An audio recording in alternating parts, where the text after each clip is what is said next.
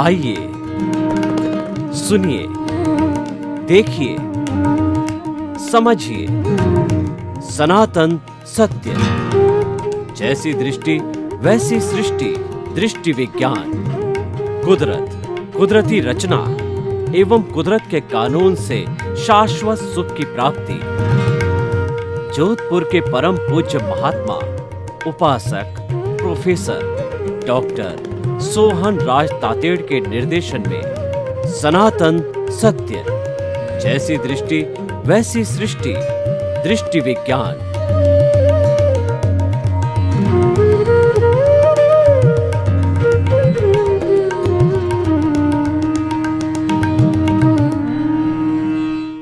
भाई और बहनों, आज का बहुत सुंदर विषय है कि आसक्ति ही परिग्रह है। दो शब्द आ रहे हैं, एक तो आसक्ति और दूसरा परिग्रह। इन दोनों ये बहुत बड़ी टर्म्स है, हमारी भारतीय संस्कृति की बहुत गहराई से समझना है। परिग्रह का अर्थ होता है कि जो है अपने आवश्यकता से अधिक वस्तुओं का, रिक्वायरमेंट्स का संग्रह करना, वो परिग्रह कहलाता है। और वैसे तो कोई भी वस्तु जो हम रखते हैं वो सारा परिग्रह है, लेकिन वास्तव में सच्चा परिग्रह तो वह है जो नीड से अधिक इकट्ठा किया हुआ होता है। क्योंकि मनुष्य एक सामाजिक प्राणी है, वो समाज में जीता है, उसके परिवार होता है, शरीर होता है, और कई बार अतिथि वगैरह भी आ जाते हैं। अतिथि देवो भव, उनकी भी आवा भगत करनी होती है। राज्य होता है, देश होता है, सब तरह का उनको कंट्रीब्यूशन, डोनेशन देना होता है। तो इसीलिए गृहस्थी कहता है कि साईं इतना दीजिए जामे कुटुम समाए, मैं भी भूखा न रहूं और साधुन भूखा जाए। हे परमात्मा, मुझे इतना देना कि मैं और मेरा परिवार भूखा नहीं रहे, और जो साधु है वह भी भूखा नहीं जाए, यानी अतिथि आवे वह भी भूखा नहीं जाए। तो इस तरीके से वो प्रार्थना करता। तो कहने का अर्थ यह है कि गृहस्थी को परिग्रह रखना होता है, और जो नीड की पूर्ति करता है वह परिग्रह मान्य किया गया है। लेकिन नीड से अधिक जो चीज़ें रखी जाती है वो परिग्रह की जो है वो परिभाषा में आती है। तो हमको जो है अपनी अपनी नीड को डिसाइड करना है। देखिए, भगवान महावीर के समय में भी जो है 10 तरह के श्रावक थे, तो उनमें से एक श्रावक ऐसे थे जिनके पास में जो असंख्य संपत्ति थी। उन दिनों के अंदर इतनी हजारों एकड़ जमीन थी और पशु थे उनके, और जितने जैसे पुराने समय में धन होता है वैसा सारा उनका धन था। यानी आज की तुलना में वो उस समय में अरबपति थे, लेकिन वो अपने लिए सीमित परिग्रह वस्तुएं रखते थे। कपड़े की चीज़ के अंदर, या जो अपने उपयोग की, जैसे बेड है वगैरह है, जितनी भी अपने स्वयं के उपयोग की चीज़ें हैं वो कम ही रखा करते थे। तो वो जो है अल्प परिग्रही कहे जाते थे। वैसे तो देखिए, साधु भी जो है वो अल्प परिग्रही होता है, क्योंकि उसके भी जो है वो लकड़ी के बर्तन होते हैं, कपड़े होते हैं, तो वो भी परिग्रह में आता है।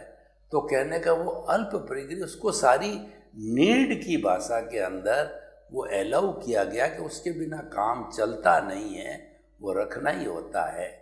तो इसीलिए ज़रूरत से ज़्यादा इकट्ठा करना वो परिग्रह कहलाता है।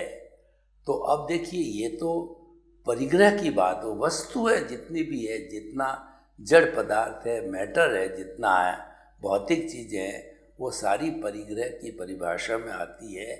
यानी जो है हमारी ज्वेलरी है, हमारा धन दौलत है, खेत है, ज़मीन है, और जो कहना चाहिए कि फैक्ट्री है, ये सारा परिग्रह की परिभाषा में आता है। और अब हम दूसरी परिभाषा करते हैं आसक्ति। आसक्ति का मतलब अटैचमेंट। यही आसक्ति ही कर्म बंधन का कारण है। और आसक्ति कब आती है? कर्ता भाव से आती है।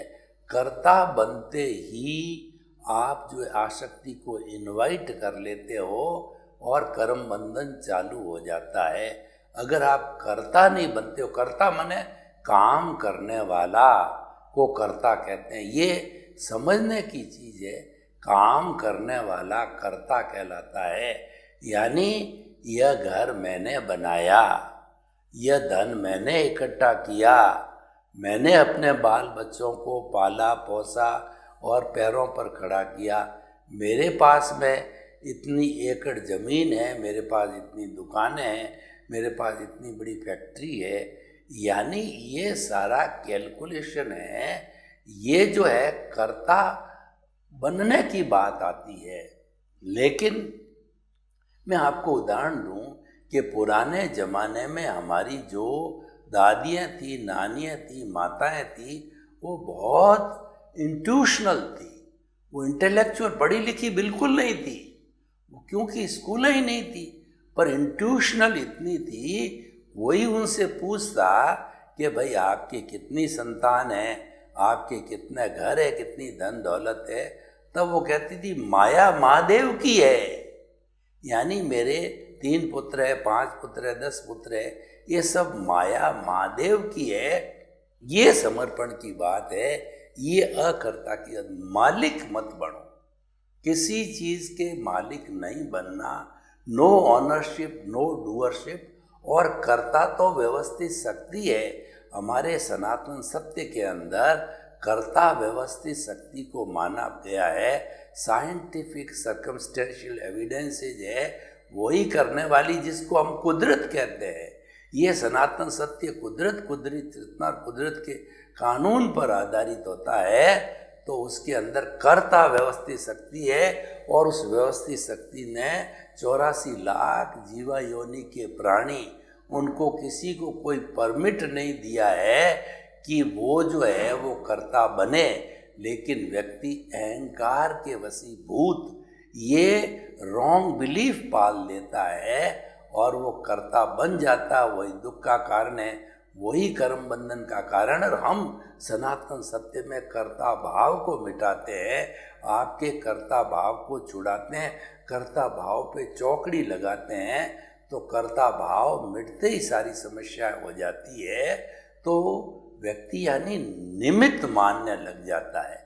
निमित्त, निर्दोष, अकर्ता और शुद्ध आत्मा, 4 बातें हम घोट घोट करके सनातन सत्य कार्यक्रम में आपको बताते हैं कि आप 24 आवर एक ही फीलिंग रखो कि मैं किसी चीज़ का कर्ता नहीं हूँ। और इस जगत के समस्त जीवों को निमित्त समझो, खुद को निमित्त समझो और खुद को निर्दोष समझो, औरों को निर्दोष समझो। अकर्ता हमने बता ही दिया है। और शुद्ध आत्मा स्वरूप हर एक के अंदर शुद्ध आत्मा के दर्शन करो। जब आप 2 व्हीलर पे जा रहे हो, 4 व्हीलर पे जा रहे हो, आप ट्रेन के अंदर हो, तो आपको जो भी जीवित प्राणी दिखे तो आपको ये प्रार्थना करनी चाहिए कि इस जीवित प्राणी के भीतर विराजमान शुद्ध आत्मा भगवान को निर्दोष दृष्टि से दर्शन, उसको नमन करता हूँ। यानी जो भी जीवित प्राणी मिले तो ये व्यवहार पक्ष में बड़ा अटपटा लगता है, क्योंकि व्यवहार जगत में सब लोगों की सोच कहिए या मानसिक स्तर बराबर नहीं होता है। तो व्यवहार जगत में अपने आप ही महसूस करना, शुद्ध आत्मा को नमन, शुद्ध आत्मा को जमन। जो भी पेड़ पौधा, गाय भैंस, ऊंट बैल के सब में एक सी ही आत्मा के दर्शन करना। और होती मूल स्वरूप में सबकी आत्माएं सामान्य दृष्टि से एक सी रहती है, परंतु विशेष दृष्टि के अंदर राग द्वेष जुड़ने से विविधता दिखाई देती है। और वो अलग अलग इसलिए दिखाई देता, हर एक के कर्म अलग अलग, इसलिए हर एक को अलग अलग शरीर मिलता है। तो भाई और बहनों, आसक्ति का अर्थ होता है ममत्व, अटैचमेंट, उसको मेरा समझना, कर्ता बनना। मैं आपको एक उदाहरण देना चाहता हूँ कि 2 एक जैसे मकान एक कॉलोनी में बने हुए, एक में आप स्वयं रहते हो, एक पड़ोसी रहता है, तो आप वाले मकान के सामने बच्चे जो है खेलते खेलते जो है वो आगा जो अगला हिस्सा कांच का बना हुआ था, कांच को फोड़ दिया, तो आपको कष्ट हुआ, बच्चे को पकड़ा और उसके माता पिता के पास में ले गए, उलाहना दिया। ये सारा आपने क्यों किया? कि आपको लगा कि मेरे मकान को खराब कर दिया है और उसके प्रति ममत्व था, अटैचमेंट था, तब ये बात हुई। अब देखिए दूसरे दिन जो पड़ोसी का मकान बिल्कुल कॉलोनी में एक जैसा बनाया हुआ था कॉन्ट्रैक्टर ने, तो दूसरे दिन बच्चे जब उसकी तरफ खेलने लगे तो उसी तरह से उन्होंने कांच को फोड़ दिया। तो फिर दूसरे दिन आपने उस बच्चे को नहीं पकड़ा, आपने तो देखा कि ये तो पड़ोसी का मकान है, मेरे को क्या लेना देना, मुझे क्या करना है उसका फोड़, यानी आपको कोई तरह की फीलिंग नहीं हुई, क्योंकि उस मकान के प्रति तो आपकी अनासक्ति थी और इस खुद के मकान के प्रति आपकी आसक्ति थी। तो हम ये बताना चाहते हैं, आप आसक्ति को छोड़िए, वस्तु भगवान महावीर ने कहा कि वस्तु परिग्रह नहीं है, वस्तु के प्रति जो आसक्ति है वो परिग्रह है। मकान आपके भले 10 हो, लेकिन आप तो अगर समझो कि मैं तो अकर्ता हूँ, मैं तो निमित्त हूँ, मुझे तो जो कुछ मिला है अपने भाग्योदय से पुण्योदय से मिला है, तो मैं तो निमित्त हूँ, ये मेरा नहीं है। शरीर भी मेरा नहीं तो वस्तु मेरी कैसे हो सकती है? आप जो है जड़ को विशेष तवज्जो नहीं दे करके, और आपने जो है वो तो उसकी ट्रस्टीशिप माना। देखिए एक मकान आपका है, रजिस्ट्री आपके नाम की है, कोई नहीं ले सकता, परंतु अब देखिए 2 तरह के लोगों की बात बताता हूँ।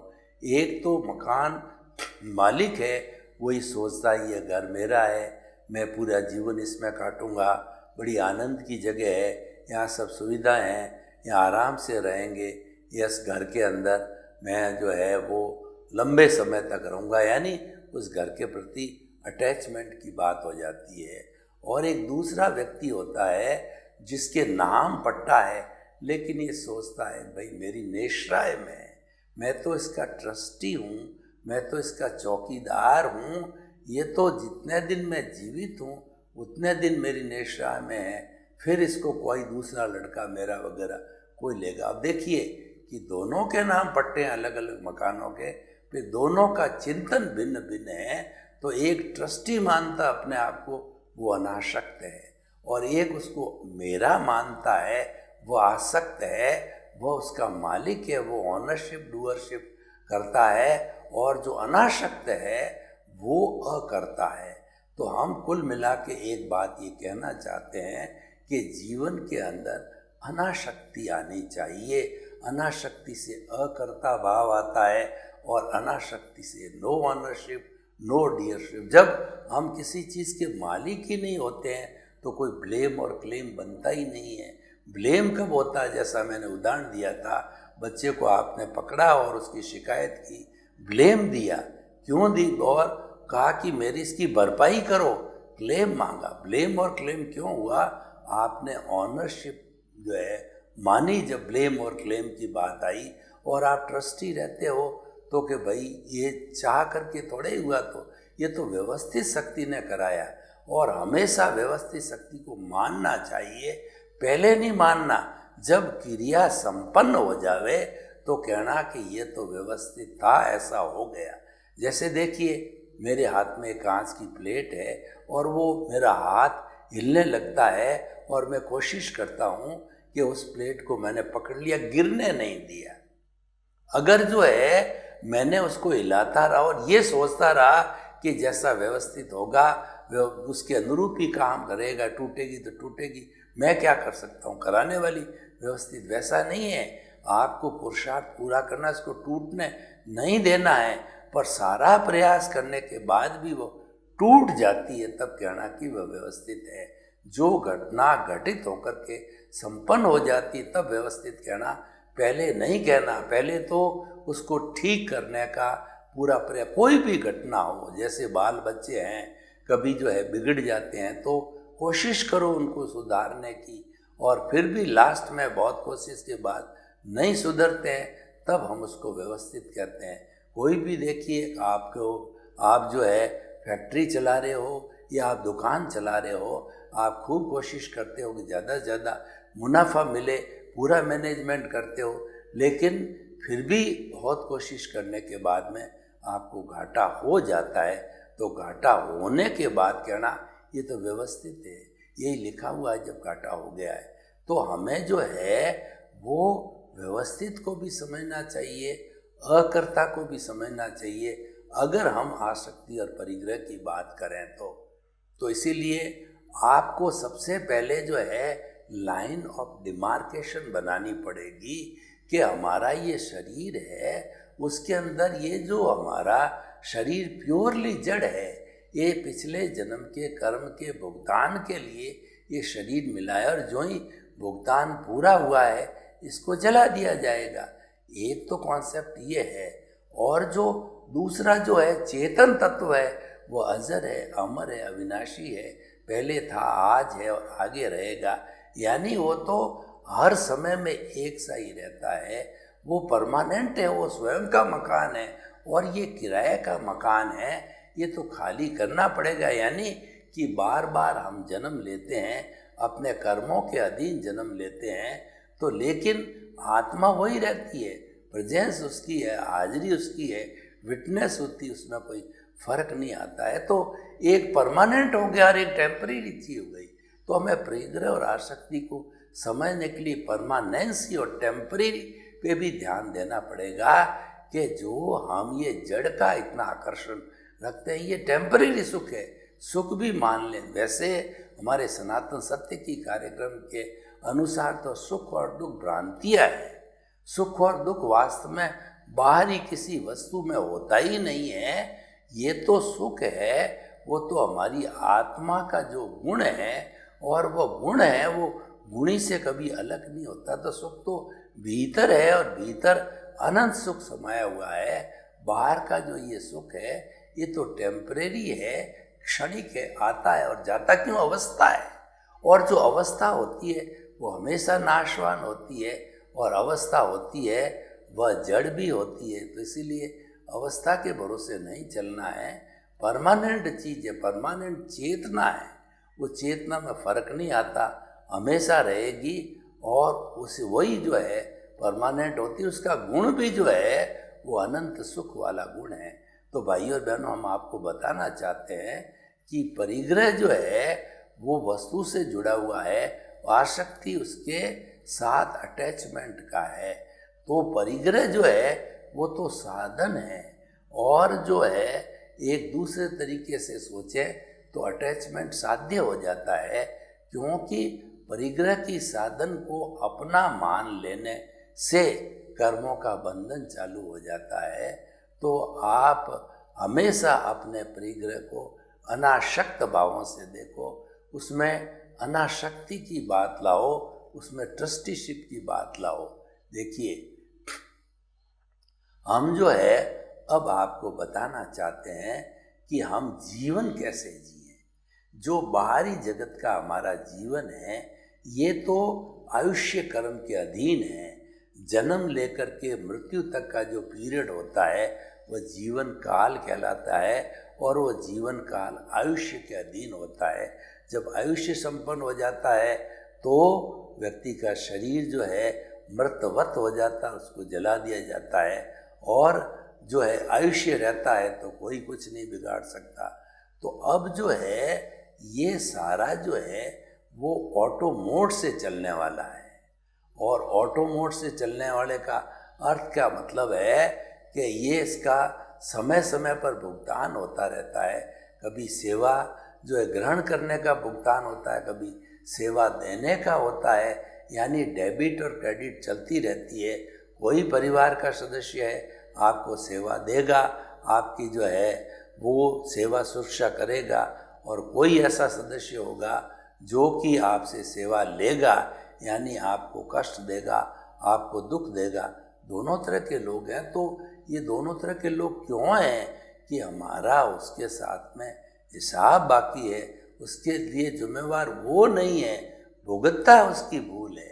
अगर मैं तकलीफ में आ रहा हूँ तो भूल जो है, जो मुझे भुगता रहा है, ठोक रहा है, कष्ट दे रहा है, उसकी भूल नहीं है, क्योंकि मैंने उसके साथ पूर्व जन्म में ऐसा ही जो है बर्ताव किया था, तो वो वापस जो है वो मेरे साथ कर रहा है। तो हमें तो उसके प्रति कृतज्ञता ज्ञापित करनी है कि आप हमें एनओसी देने आए हो, हमारा हिसाब क्लियर करने के लिए आए हो, हमको मुक्ति भेजने के लिए आए हो, तो हम आपके प्रति बहुत बहुत कृतज्ञता ज्ञापित करते हैं।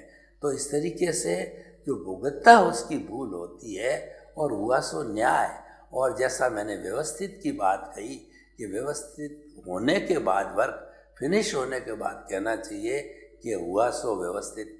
इसका अर्थ ये हुआ सो न्याय, यानी जो कुछ भी होता है वो जो है कुदरत के जो है वो हिसाब का न्याय होता है। कुदरत सबके साथ न्याय करती है, किसी के साथ अन्याय नहीं करती। और वो अन्याय करे क्यों? कुदरत तो साफ कहती है मैं नया कुछ नहीं करती। Duty for the sake of the duty का मतलब ये है कि पूर्व जन्म में जैसे जैसे तुमने कॉज डाले थे उसका इफेक्ट देती हूँ मैं। उस इफेक्ट के अंदर ना तो 1% प्लस होता है, ना 1% माइनस होता है, वो तो एज इट इज़ देते हो। मेरे यहाँ तो परफेक्ट न्याय है।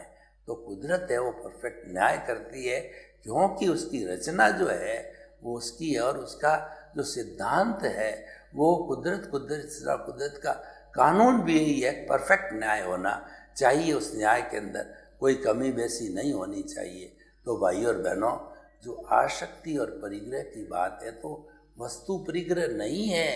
वस्तु के प्रति अटैचमेंट, उसके प्रति मालिकी भाव है, वह जो है उस वस्तु को मालिक बना देता है, अटैचमेंट पैदा कर देता है। तो भाई और बहनों, हम आपको बताना चाहते हैं कि हमें जीवन किस तरीके से जीना, और जीवन के लिए आप देखिए कि हर व्यक्ति जो है 24 आवर्स कर्म करता रहता है।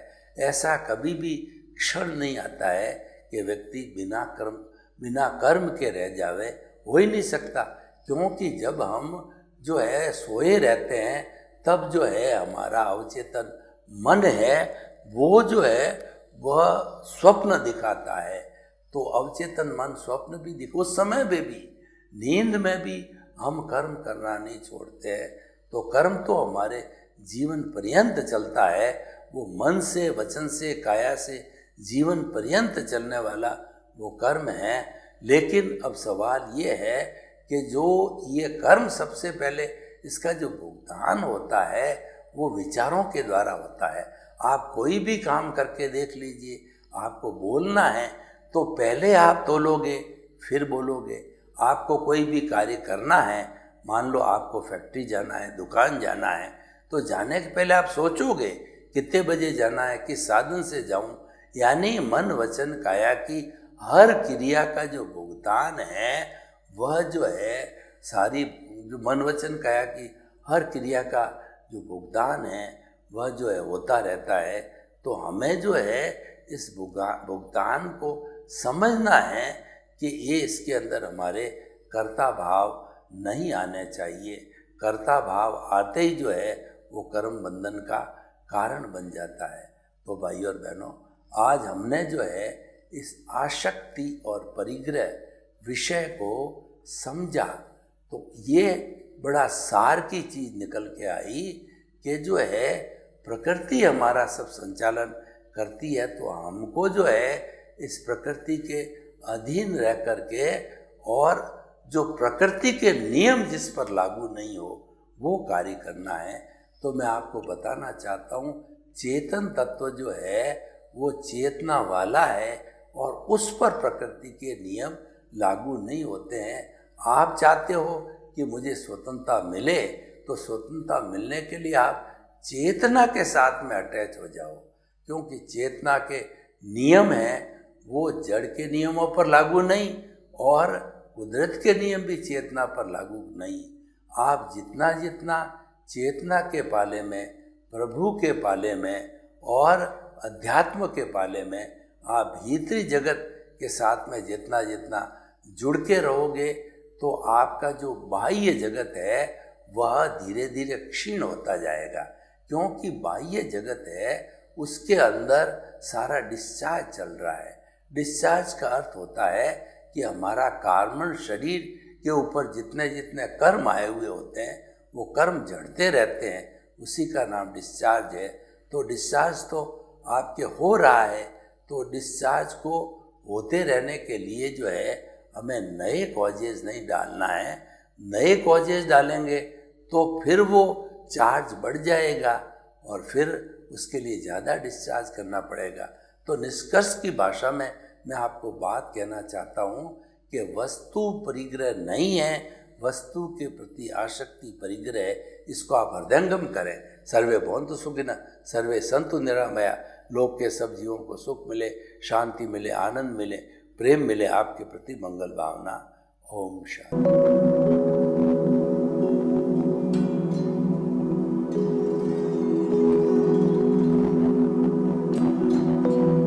एक ऐसा अंतर्राष्ट्रीय ख्याति प्राप्त मानव जो गुरु प्रेरणा से पिछले 20 वर्षों से वानप्रस्थ जीवन जीते हुए 24 घंटे मानवता की सेवा में संलग्न है। एक ऐसा मानव जो अभी राष्ट्रीय, अंतर्राष्ट्रीय टीवी चैनलों पर 7,500 एपिसोड के माध्यम से सनातन सत्य, आत्मविज्ञान एवं पुनरुत्थान व्यवहार एवं निश्चय जगत के जीवनोपयोगी विषयों पर हृदय स्पर्शी प्रवचन कर चुका है। उस मानव का नाम है महात्मा उपासक प्रोफेसर डॉक्टर सोहन राज तातेड़। प्रोफेसर तातेड़ द्वारा योग, दर्शन, शिक्षा विषयों पर रचित पीएचडी स्तर के 250 शोध ग्रंथ भारत के 100 प्रतिष्ठित विश्वविद्यालयों में शोधार्थी पढ़ रहे हैं तथा वे सभी शोध ग्रंथ वहां की सेंट्रल लाइब्रेरियों में उपलब्ध हैं। महात्मा सोहन राज ने अभी तक हजारों स्कूलों, कॉलेजों, विश्वविद्यालयों एवं संस्थाओं में सेमिनार, वर्कशॉप, कैंप लगाकर लाखों विद्यार्थियों को योग, दर्शन, शिक्षा का प्रशिक्षण देकर उन्हें सुसंस्कारित किया। डॉक्टर तातेड़ ने भारतीय संस्कृति उत्थान के 4000 से अधिक समसामयिक विषयों पर आर्टिकल लिखकर ऑनलाइन जर्नल, पत्रिकाओं, वेबसाइट्स पर प्रकाशित किया, जिसका उपयोग लाखों पाठक कर रहे हैं। उपासक तातेड़ के 5000 से अधिक आज का सुविचार, आज का शुभ संदेश, आज का मंगल भावना योग आदि चिंतन websites, Twitter, blogger, Facebook, YouTube माध्यमों से लाखों लोग अपना जीवन निर्माण कर रहे हैं।